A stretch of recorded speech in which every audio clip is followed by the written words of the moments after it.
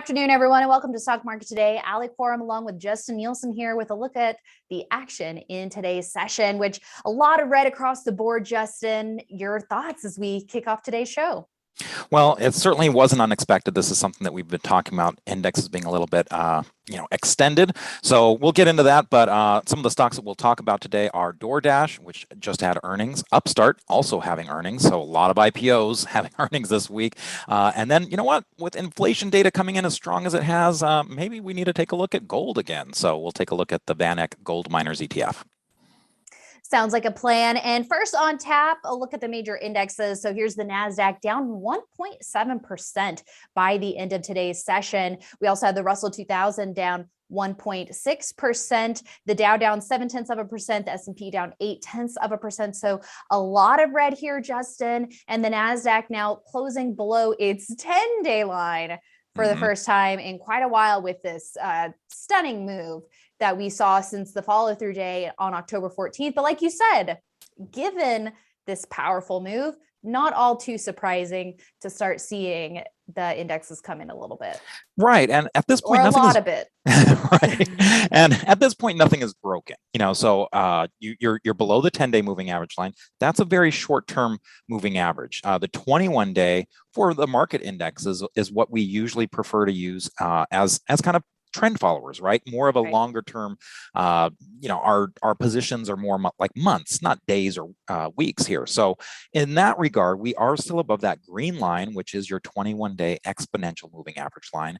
That is still in an uptrend. The 21-day line is still trending above the 50-day moving average line. But look, we got a little overheated. We got a little bit extended. We were up a number of days in a row on the NASDAQ composite. And, that's just not something that is sustainable for the most part. So, things were looking not too bad over the last couple of days, but, they got a little worse today. So what can you do? Well, this is where having that exit strategy ahead of time makes all the difference, because if this is something that you were kind of thinking about, like, okay, at what point would I sell some of these stocks? You could be sitting on some huge gains, so you don't necessarily have to sell anything. You could just be holding through, letting these stocks get support, especially if they're not hitting below their 50-day moving average lines, their 10-week lines. But the ones that have kind of broken down a little bit, those you can start peeling off your portfolio and wait for the opportunities, because the next opportunities are most likely just around the corner. That's right. So a quick check-in on the S&P 500 and Dow, also coming below its 10-day line, the S&P that is. And tech got hit a little bit harder today, so that's why the NASDAQ looks a little worse. And you're not seeing as much destruction in either the S&P 500 or the Dow Jones Industrial Average. But we should also take a look at IWM since we're here, which tracks the Russell 2000, and here again we're right there above the 10-day moving average line. So nothing really broken here. And again, if you had gotten in on that earlier entry that you just pointed out there, Ali, you're still sitting on some profits. Are you giving some away? Yeah, but that's what happens. If you're going to get a big move out of something, you're going to have to sit through some pullbacks along the way or manage your position. But you can't have one without the other. You can't have just big rises without some pullbacks in the middle. Right. And you mentioned tech getting hit the hardest today. So factors in the mix here include worries about inflation and the rise in the 10-year yield. Well, and especially, with inflation coming on so strong as it has, I was reading something that this was the biggest jump since 1990. So if that's the case, the fears are that, look, we've already got the taper thing happening. That was something that was expected, but I think there are still concerns about when is the Fed rate hike going to start happening. And, that already got moved up in timeline. They haven't started talking about that yet. There's in the last few sessions where Jerome Powell was speaking, Fed Chair Jerome Powell was speaking, he's talking about, look, we don't have the conditions yet to speak on that, but there's certainly people that are trying to get ahead of this, thinking, okay, if inflation is going to go up this much, eventually will the Fed have to step in with a rate hike? So a visual look here at the 10-year yield. Big jump in the 10-year treasury. And that's what a lot of people are looking at. Ed mentioned on IBD Live today that, normally you would see a little bit bigger of a reaction with the banks. Regional right. banks is what we've been looking at a lot, like KRE, which is a regional bank ETF. But he was noting that the short-term spread, yield was also up pretty dramatically. And so when you don't have the big spread between the 10-year and the 2-year, sometimes the banks don't have anything to make their money off of, right? They need that spread. Okay, well, let's take a look at some stocks that were in focus in today's session, including DoorDash, DASH, up about 11% for the day, but well off of the day's high. We were kind of keying off of a potential entry around that 220 level. We have earnings out of the way here now for DoorDash, but looks like it got dragged down a little bit with the overall market today. Yeah, and put it in perspective, this was still up 10%, 10.8%. So it was still a great day. But when you look at where it was and where it closed, it doesn't look so great. Now, this is where sometimes drawing the line from the previous day's close can make it look a little bit better. So rather than closing at the bottom, if you consider what we call the true range, that's more of in the halfway point, right? So that's not too bad, but it did get above that 220.71 entry. You add 10 cents to the high of that double bottom structure, and it wasn't able to hold it. Does that mean it's broken? Not necessarily, but you're going to have to be careful. If you were doing an entry today, which it's a little bit hard, when the market is kind of extended and right. you're in the middle of a pullback, it's really hard to be doing entries off of breakouts. That's much more of a, hey, where are stocks getting support? But if you did take a flyer on this one, you're probably down on it, and you may have to wait a little while. But here again, having that exit strategy ahead of time is important. So right now, it looks like it's kind of getting support at the 50-day moving average line. So not broken, but this is something that it could get worse here if the market pulls back more. All right. Well, we'll have to see if it can regain its footing. And Upstart had a very tough day today, down 18% by sessions close. Now, this is a stock heading into the report that had so much attention on it, I think especially from the retail trader community, that today's plunge was also talked about quite a bit. And Upstart did deliver 250% plus growth on both the top and bottom lines. Now, maybe the guidance, even though they raised it, wasn't quite as big of a bump up as the raised guidance that it had done in a previous quarter. So maybe that was a sticking point for some investors. But nonetheless, a stock that has made a big move and plunges like this on earnings, this is not what you want to see or be in as an investor. And this is where, again, what is your exit strategy? No matter how good a stock is doing, you have to have some type of exit strategy. And for this, it's breaking one of our cardinal rules, that it's a big break below the 50-day moving average line.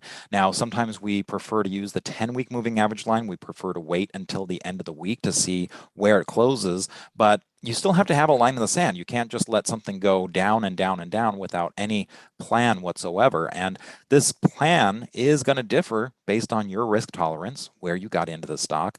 And there's a lot of factors that you just, you can't predict exactly what's going to happen. Again, the company, a lot of people were probably saying, wait, they beat expectations. I mean, that's great, but as you mentioned, Ali, sometimes it's the guidance, the expectations of the forward looking that kind of gets on people's minds. So yeah, if you bought this early on and you're still sitting on a profit, that's great, but you have to decide how much of that profit are you going to let go away. And at this point, this is a sell signal, because usually what happens is stocks do need some time to recover from this. This is not as much of a stub toe. This is more of a little bit of a break here, and that usually requires a little bit more time off your feet before you can start moving again.